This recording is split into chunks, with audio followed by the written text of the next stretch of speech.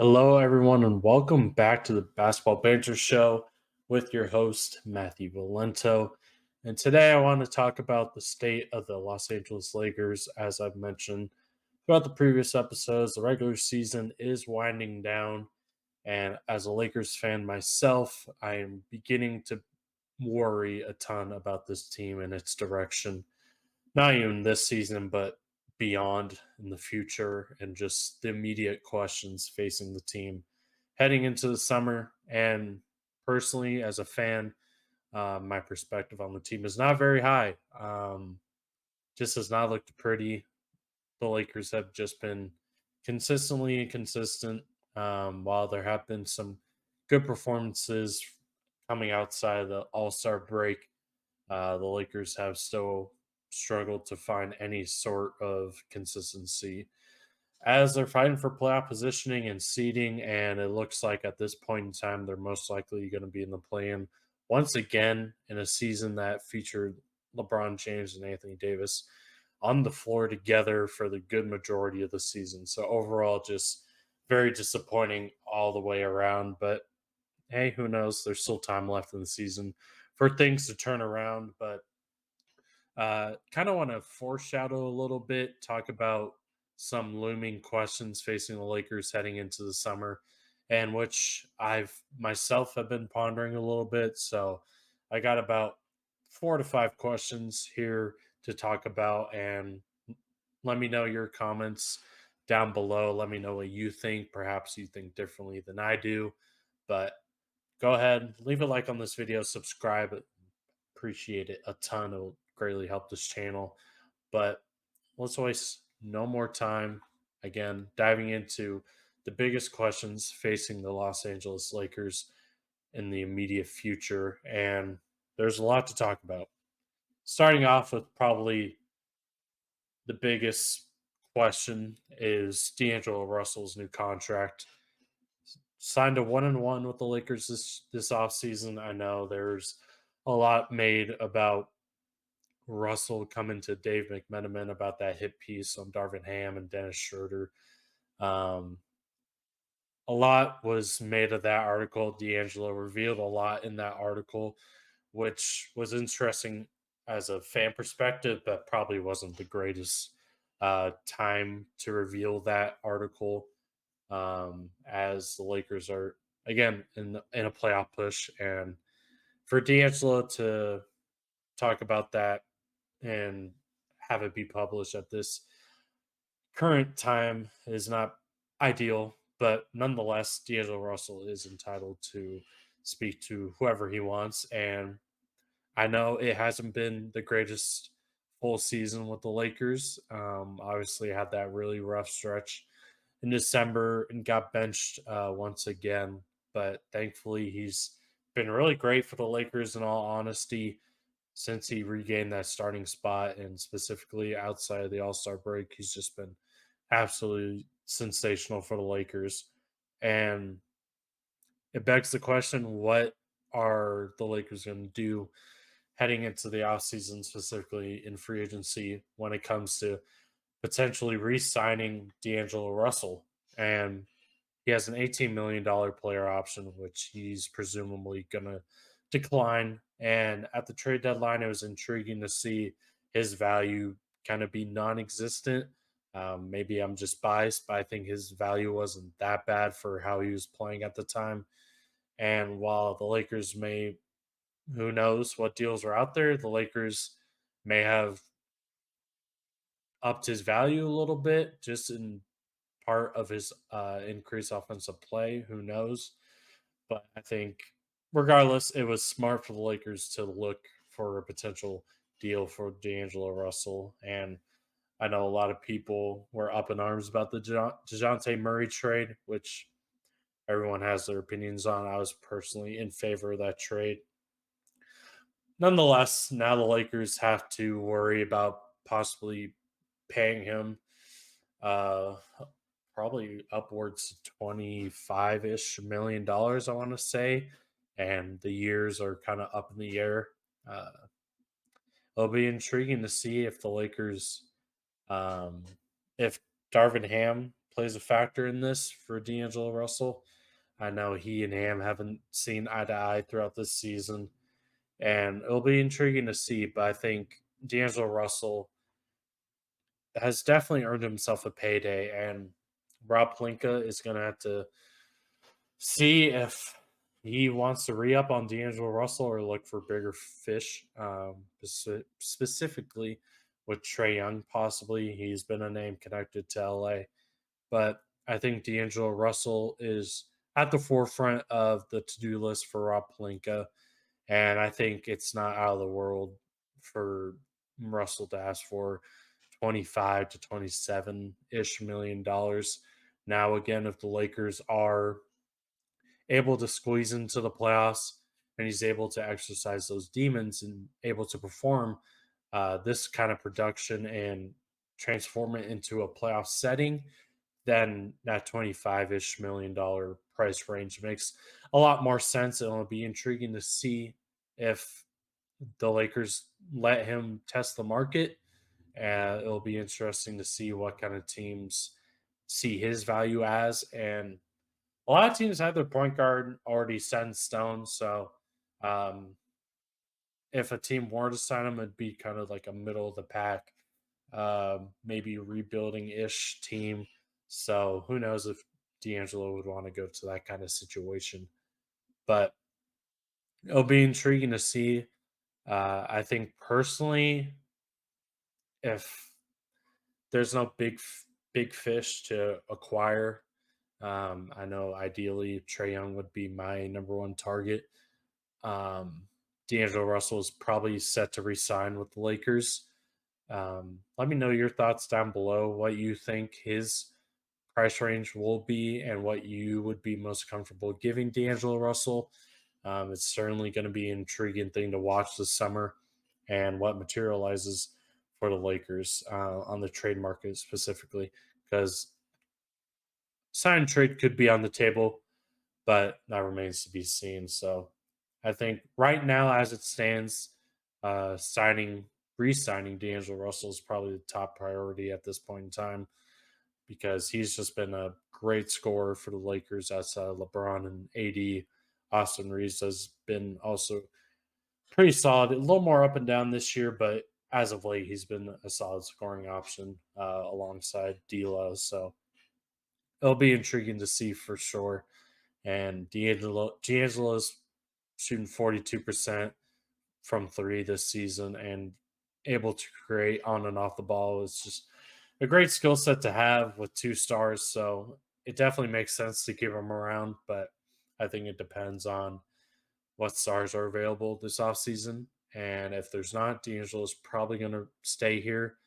And if not, the Lakers may try to get him to opt in so they can move him in a potential deal. So a lot of moving pieces. So it all remains dependent on what kind of stars are available.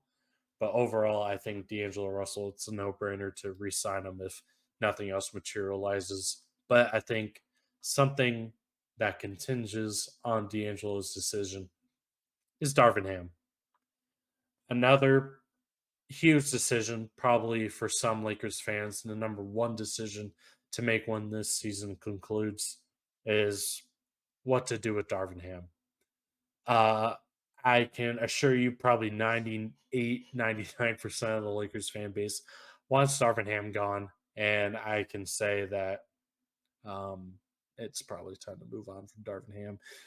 He's a very flawed coach. As a rookie head coach, we expected those flaws to persist, but I don't think anybody expected it to carry over into the second season where at you're able to go through an 82 game season while it wasn't pretty and you experienced a lot of trades and different roster personnel throughout the season. You expect for your head coach to kind of develop as the season progresses and be able to just do simple coach duties, be able to manage a quality rotation, be able to manage a healthy locker room, a positive locker room. And one could argue he hasn't done that. And I would argue he hasn't done the lineups any service, any rotational progress throughout his first two seasons in LA, which is a great issue. And I know a lot of Laker fans were excited about this hire. I know I was. His introductory press conference. I was certainly hyped. He said all the right things. You would want to run through a wall for him. And Giannis gave him a stamp of approval when he was in Milwaukee. Giannis loved Darvin Ham, a great player coach, and player coach can only take you so far. It comes down to X's and O's, and the Lakers just simply haven't been able to succeed. As I mentioned, both LeBron and AD have been significantly healthy this season, and Darvin Ham just hasn't been able to figure things out, specifically with the lineups, and it's just been ugly. Specifically with the all defense lineup that he rolled out with Cam Reddish, uh, Jared Vanderbilt, and it was just nasty, nasty stuff. Um, and the Lakers just had to figure it out throughout all this. And now one could argue, even if the team was fully healthy, if he would be able to figure out a lineup early part of the season, who even knows?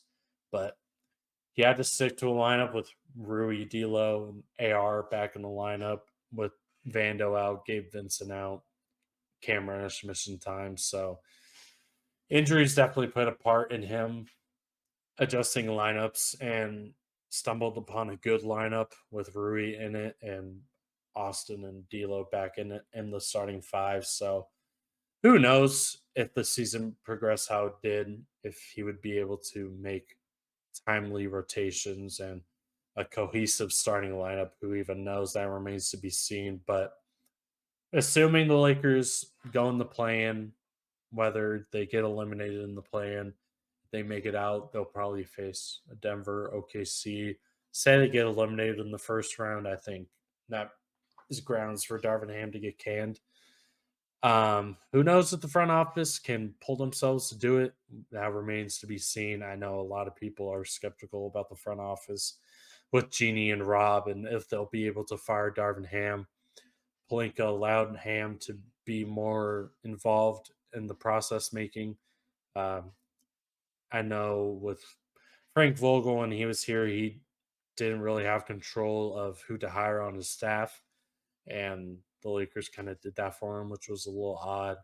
Uh, Ham had more control over that, which he doesn't really have an experienced staff, and that kind of shows.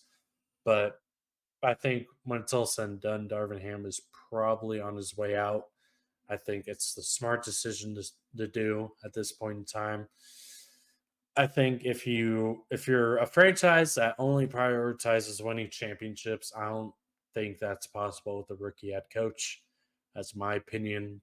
But a rookie head coach that hasn't really shown any promise. We've gotten, I would say, a pretty fair sample size on Darvin Ham, and I can just say I'm not a fan. It happens.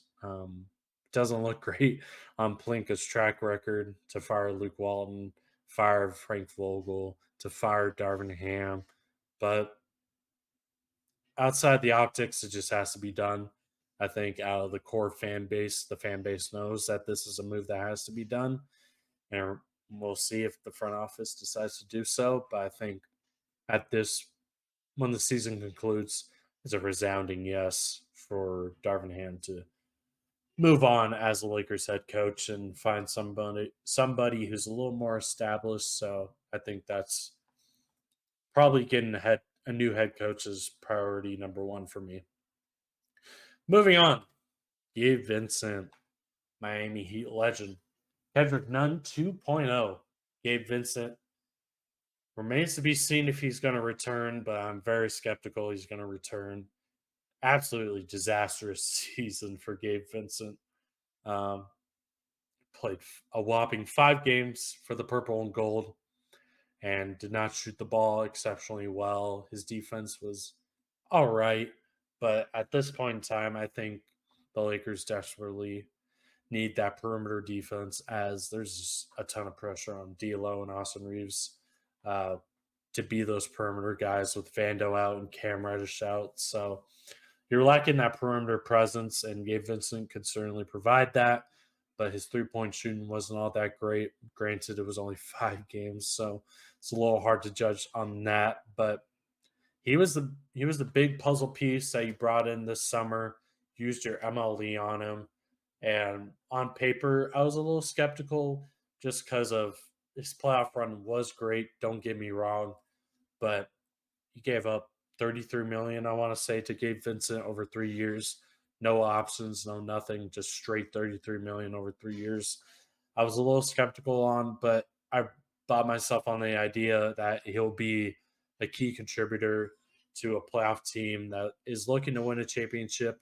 And when it comes to playoff time, Gabe Vincent could turn it on both ends, which I sold myself on, and he has only played 5 games this year, so not great by any means. So Gabe Vincent was rumored to be shopped around at the trade deadline, and nothing materialized, which is expected because who's trading for a guy that's making 33 million, who's only played 5 games this year? Probably nobody. Um, so that's another question. We saw it with Kendrick Nunn, as I mentioned, K Nunn 2.0. What do the Lakers do with Gabe Vincent? Do they ride the ship? Do they give themselves PTSD of giving Kendrick Nunn a chance, holding on to him? And Kendrick Nunn was pretty god awful when he played last season, so it wasn't great. And now with Gabe Vincent, you have to make that same decision. First off, you should probably stop signing Miami Heat guards. That's a first. Um, Gabe Vincent, while on paper, his skill set, 3 and D, a guy that can play alongside your 2 stars, doesn't need the ball, and just be able to guard and hit threes. That makes sense. But I think if you're Rob Palinka, you do your due diligence again, and you try to move off Gabe Vincent. If you're able to perhaps get a better role player, attach maybe a couple seconds to Gabe Vincent, maybe you can acquire somebody who's more readily available, maybe a 3 and D wing, or just some kind of positive bench player. I think that would make some sense. It remains to be seen. I think Gabe Vincent, if I don't think he's going to be able to return, in all likelihood, you probably bring Gabe Vincent back just due to barely playing any games, and I don't think many teams are going to be willing to trade for him. So there'll be something to monitor for sure. I think it'll be a storyline to monitor throughout the summer, and it would certainly make sense to shop him around and see what his market is, which probably is non-existent to be honest with you. But I think it makes some sense to be able to see what the market has, and if there's a deal to improve, I think it makes a whole lot of sense to move off of him. And then the last question, not really prompted into a question, but I think um, just uncertainty around this is LeBron James's player option. A lot is being made about this player option, specifically with the trade deadline. The Lakers opted not to make any moves, not to make any marginal moves to the bench or personnel to help LeBron and AD for this season, as the Lakers prompted to just sign Spencer Dinwiddie off the buyout and just roll with the personnel that we got. And as injuries continue to pile up, the Lakers just opted to not make any moves. And to not make any moves, you're seeing what the problem is right now. The Lakers have zero depth. And that was something that me personally and everybody was making a big deal about, was the depth of the roster, the experience of the roster, keeping the main guys, adding in players around the margins, and that just has not materialized at this point in time, which is sad to say. Christian Wood just underwent surgery. Gabe Vincent probably out for the year. Vando could probably return towards the end of the regular season, but who knows how impactful he's going to be or how 100% he's going to be to help the Lakers. But damn, was Vando impactful before he got hurt. He was just coming into form. He started off the season very slow. He did not look like himself with that heel injury, but he slowly ramped it up over time, and we saw the Vando that the Lakers acquired last season. He was just all over the place, great energy guy, just in passing lanes, just a great player to have, and the player that the Lakers miss the most. And now the Lakers have zero bench depth, no defenders, and no center behind Anthony Davis. So knock on wood if AD misses extended time down the stretch, it's Jackson Hayes, and that's about it. So not great. And now this adds fuel to the fire for LeBron to leave. And for LeBron to, during his tenure here, miss the playoffs, win a championship, get eliminated first round by the Suns, miss the playoffs, playing, and now you're set for the playing again. Um, Not entirely great for the optics, but yeah, you were in the play-in last season. You made a run, great, but you'd like to get out of that position, and you find yourselves back in that position once again. And LeBron has a player option, which all indications are he wants to stay here, and it makes sense for him to. And his player option is $51 million, so it's very hard for him to decline that. And if he does, I don't know if he's going to get more than that in the open market, just due in part to teams not having that much of cap space to throw at LeBron, specifically with how old he is.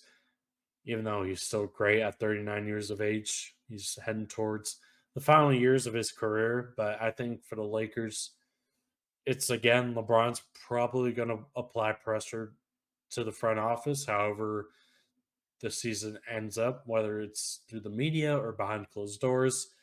I think the Lakers still have to be very careful with how they operate this summer. Even though LeBron says he wants to be here, you gotta take that with a grain of salt. You can't get comfortable, and I think that's what the Lakers are doing, specifically with the front office. You're getting comfortable. You got to be able to still improve this roster, and while on paper it was a great offseason, you did what you were supposed to do.